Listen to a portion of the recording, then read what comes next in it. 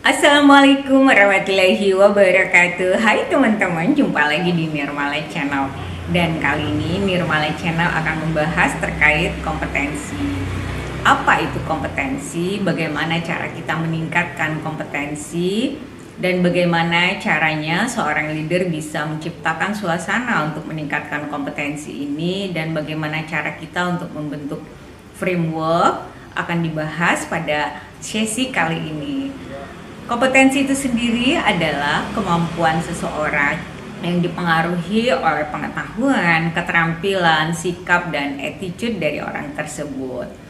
Dan kalau kita aparatur sipil negara terkait kompetensi sendiri itu ada tiga kompetensi yang harus dimiliki oleh seorang aparatur sipil negara, yaitu kompetensi teknis, kompetensi manajerial, dan kompetensi sosiokultural.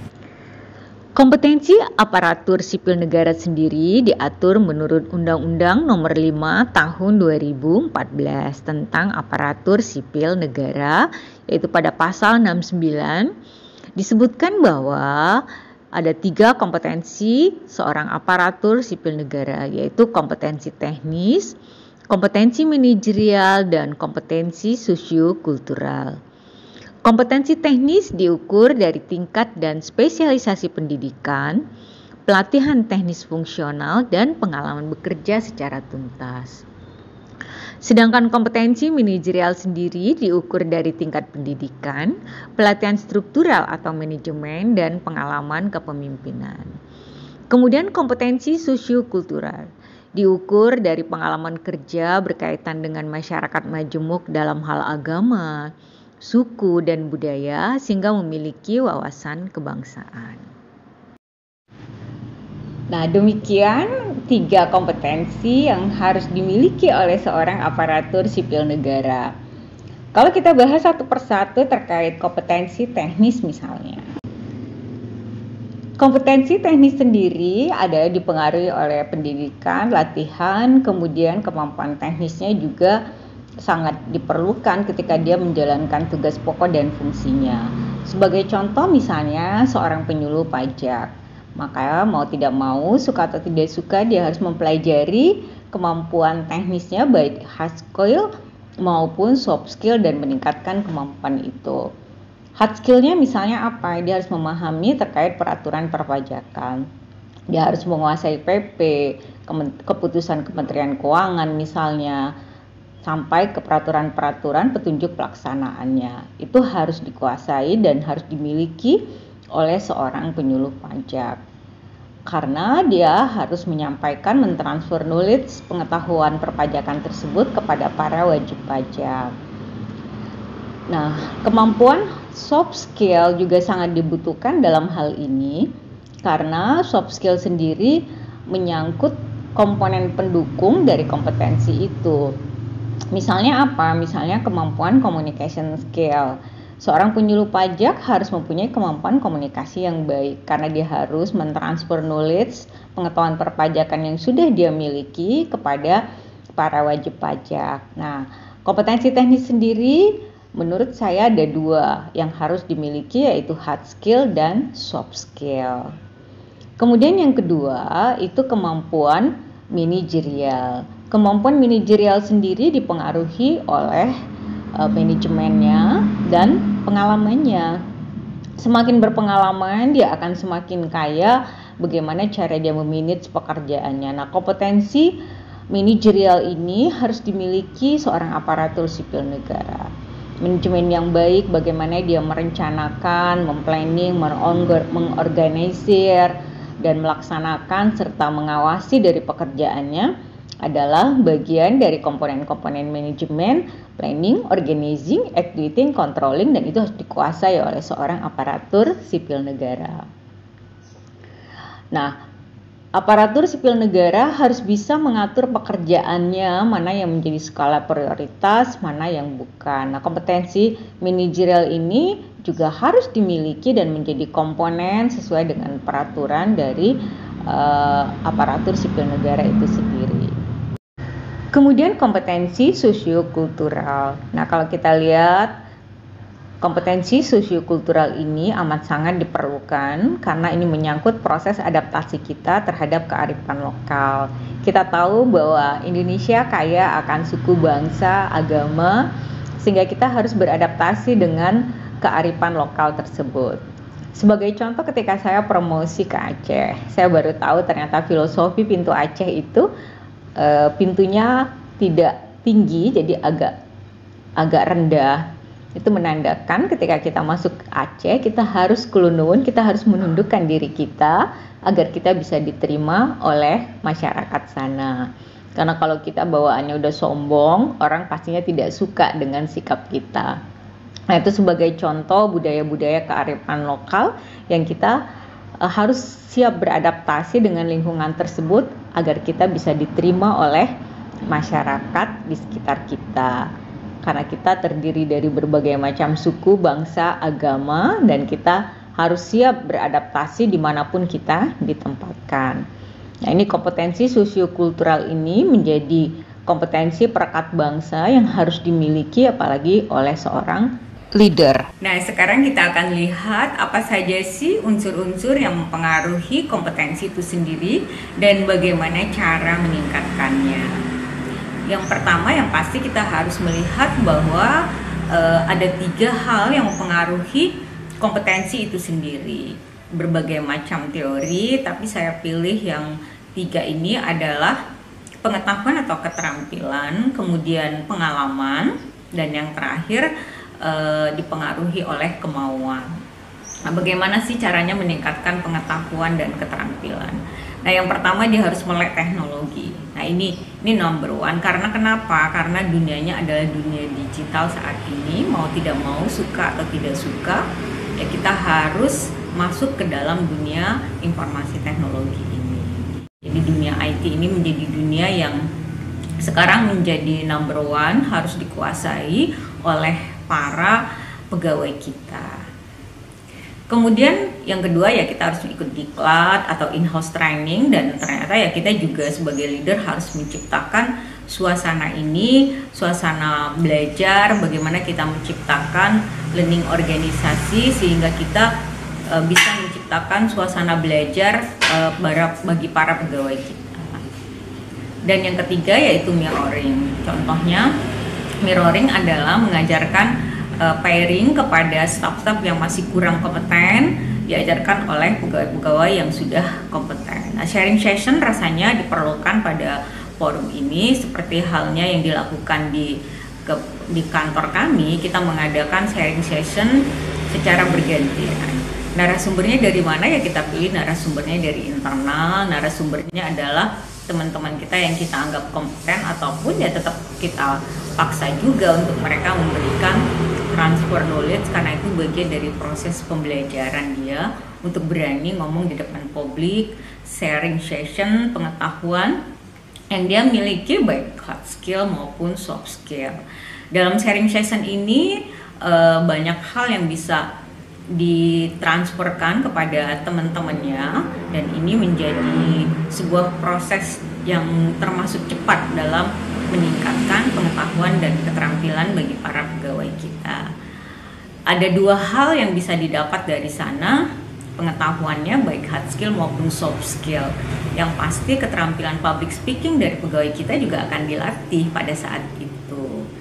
Nah, sistem sharing session ini menjadi sebuah motto bagi kita. Jadi bukan knowledge is power, tapi sharing knowledge is power. Makanya kenapa knowledge center sangat diperlukan dalam sebuah organisasi. Nah, kita sharing, kita membentuk sebuah wadah learning organisasi di unit yang paling kecil sekalipun, baik itu di level seksi, di level kelompok, apalagi di level sebuah unit kantor. Nah, kemudian bagaimana cara meningkatkan kompetensi dengan memperkaya pengalaman atau experience? Yang pasti pengalaman adalah guru yang paling baik. Rasanya mau tidak mau, suka atau tidak suka, ya kita harus berani untuk melibatkan para pegawai kita ke dalam pekerjaan-pekerjaan yang mungkin awalnya dirasakan sulit bagi pegawai kita. Sebagai contoh, kemampuan mengkonseling wajib pajak misalnya. Nah, kemampuan itu rasanya untuk seorang account representatif yang baru ini adalah kemampuan yang menurut dia pastinya akan khawatir, takut gitu. Dan dia ragu untuk melakukannya, apakah dia mampu untuk melakukan itu. Nah, di sini kita melibatkan dia tapi didampingi oleh atasannya, sehingga pada saat konseling dia ada backup. Nah, pada saat inilah dia akan memiliki pengalaman berharga. Sekali dua kali dia melakukan konseling itu, dan lambat laun pastinya dia akan mendapatkan pengalaman dari setiap bertemu dengan wajib pajak. Nah, keterlibatan dalam setiap kegiatan ini menjadi bagian yang paling penting karena ini menjadi pengalaman bagi para pegawai kita. Dan ini akan meningkatkan pengetahuan dan keterampilan dan memperkaya wawasan dari para pegawai kita itu sendiri.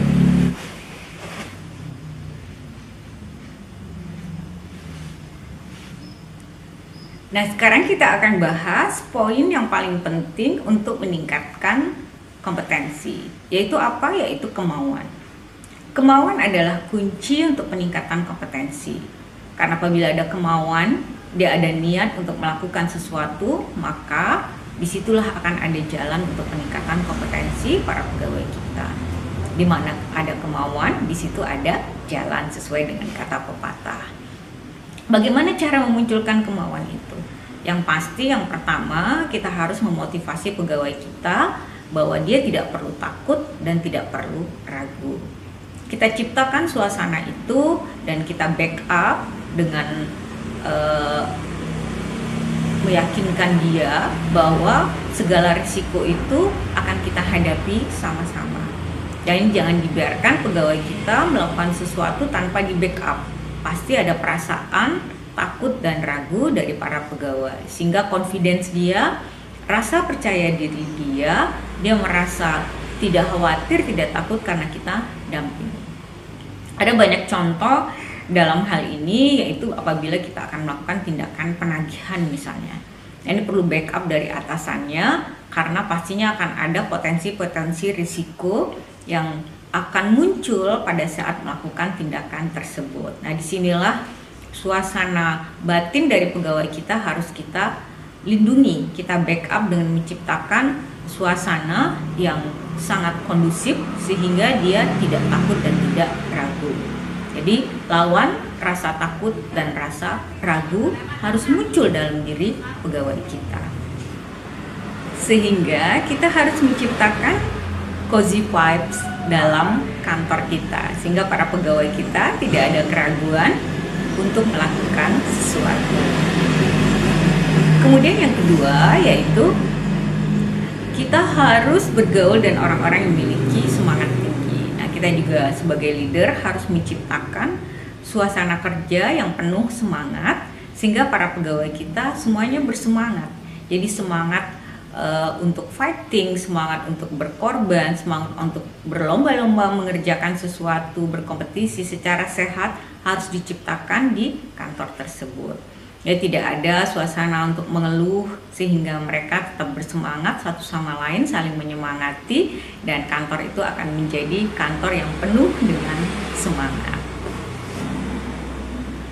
Nah, selanjutnya adalah menciptakan suasana positif, yaitu positive thinking. Jadi harus berpikir positif, para pegawai harus memiliki pikiran yang positif ketika dia melakukan pekerjaan itu. Artinya kita harus menciptakan suasana kantor yang positive vibes juga. Jadi semuanya tidak ada alasan untuk berpikir negatif, karena apabila dia berpikir negatif pastinya akan ada 1000 alasan untuk dia tidak melakukan pekerjaannya. Ini harus kita dorong terus, harus kita motivasi terus, dan para leadernya harus menyemangati para pegawainya untuk selalu berpikir positif. Nah, untuk menciptakan suasana yang positif ini agak membutuhkan effort karena kita pastinya keseharian kita diserang oleh pikiran yang negatif. Banyak sekali pasti alasan, dan rasanya saya sendiri mempunyai pengalaman ketika memimpin suatu unit yang mungkin lebih kecil dari sekarang, itu kita sampai di dis kalau seandainya ada yang bicara negatif. Jadi kalimatnya pun harus dibakukan menjadi kalimat yang positif. Jadi kalaupun kita ada berpikir negatif, kalimatnya harus kita rubah. Sehingga kalimat itu juga menjadi sebuah kekuatan bahwa itu tidak menjadi energi negatif bagi kita, tapi akan kita ubah kalimatnya menjadi energi yang positif.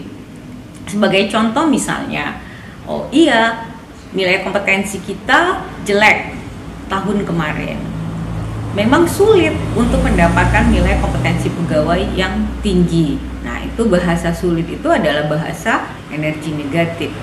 Rasanya perlu kita ubah kalimat itu. Kita ubah bagaimana? Kita ubah kompetensi kita tahun lalu masih belum mencapai hasil yang maksimal, dan kita perlu berjuang lebih baik agar nilai kompetensi pegawai kita menjadi meningkat tahun ini. Nah, alhamdulillah kemarin dari persentase yang lulus uji kompetensi pegawai kita meningkat, persentasenya jumlah yang lulus uji kompetensi itu. Nah, ini kalimat-kalimat ini mempengaruhi energi positif dari teman-teman. Nah, ini lambat laun kita akan belajar, dan energi positif ini akan kita bentuk sehingga positive vibe akan ada di dalam kantor ini.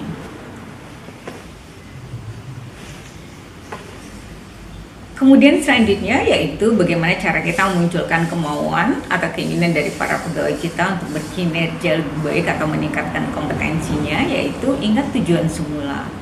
Tujuan awal, visi organisasi harus kita sampaikan secara terus-menerus kepada para pegawai kita. Bagaimana visi dan misi organisasi yang kita cintai ini, dan kita juga harus menyampaikan tujuan dari dibentuknya. Kebetulan kita akan menjadi kantor yang menuju wilayah zona integritas, berarti kantor kita harus menjadi kantor yang memiliki kinerja tinggi, yang akuntabel, yang memiliki budaya anti korupsi, dan memiliki pelayanan prima yang handal. Nah, ini yang 3 poin ini harus kita sampaikan terus kepada para pegawai kita, dan dia ingat jadi tujuan semula dari dibentuknya kantor ini adalah ini, sehingga nilai-nilai pribadi yang dia miliki harus sejalan dengan nilai organisasi. Mereka harus berkontribusi sekecil apapun, seminimal apapun tugas yang diemban kepada pegawai kita akan berarti buat organisasi ini. Nah, ingat pada tujuan semula. Dan yang terakhir, bagaimana cara kita memunculkan kemauan dan niat dari para pegawai kita adalah kita menciptakan suasana yang happy, fun, enjoy, sehingga mereka mau mengerjakan segala sesuatunya dengan senang hati. Nah, perasaan ini harus muncul sehingga selalu kita utamakan coaching, mentoring, dan konseling kepada pegawai kita apabila mereka mempunyai problem atau masalah dalam pekerjaannya atau kehidupan pribadinya. Nah, suasana ini harus selalu diciptakan agar mereka betah di kantor dan juga nyaman di rumahnya, sehingga tercipta suasana kerja yang penuh dengan keharmonisan. Ini harus kita bangun sehingga mereka open, terbuka segala sesuatunya, dan tidak ada masalah yang pasti tidak bisa kita selesaikan, sehingga mereka selalu ceria, selalu happy dalam melakukan pekerjaan sehari-hari, dan tidak ada alasan rasanya untuk tidak melakukan segala sesuatunya dengan senang hati. Dan tips ini harus selalu kita lakukan kepada pegawai kita. Bagaimana caranya supaya kita tetap happy, fun, enjoy, bersemangat dalam melakukan pekerjaan sehari-hari. Jadi tidak ada istilah sedih atau murung dalam melakukan pekerjaan atau sifatnya terpaksa. Jadi mereka harus melakukannya dengan senang hati, sehingga efeknya nanti kinerja mereka pastinya akan lebih baik. Dan ini rangkumannya.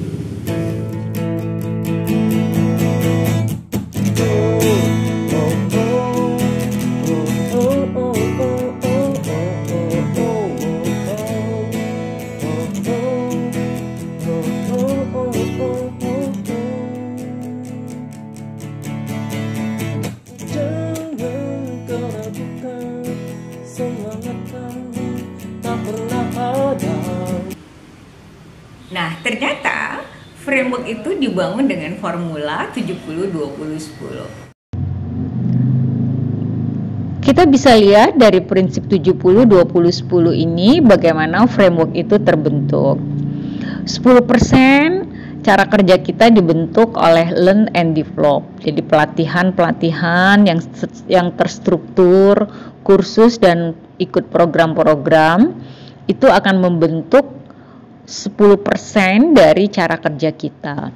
Seminar, e-learning, mempelajari modul itu adalah 10%. Kemudian 20% lagi adalah learn and develop through other. Jadi dia harus belajar dan menggali dari orang lain, bisa dari atasannya, bisa dari temannya.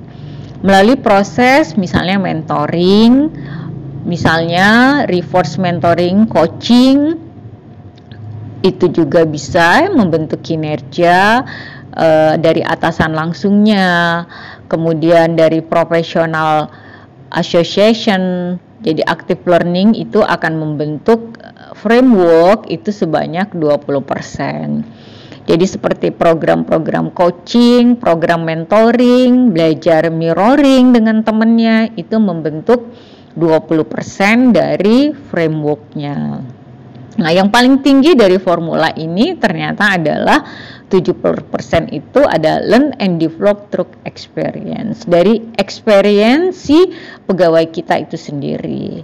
Nah, melalui apa? Melalui on the job training, kemudian melalui dia bagaimana menyelesaikan secara realistis situasi problem solvingnya, dia mengerjakan proyek-proyek reviewnya dan mengerjakan pekerjaan-pekerjaan yang melibatkan dirinya secara langsung. Jadi learning by doing ala bisa karena biasa, dia harus mengerjakan segala sesuatunya, dia nyemplung kepada pekerjaannya, itu yang akan membentuk 70% dari framework si pegawai kita tersebut. Formula 70-20-10 ini sangat membentuk framework seorang pegawai.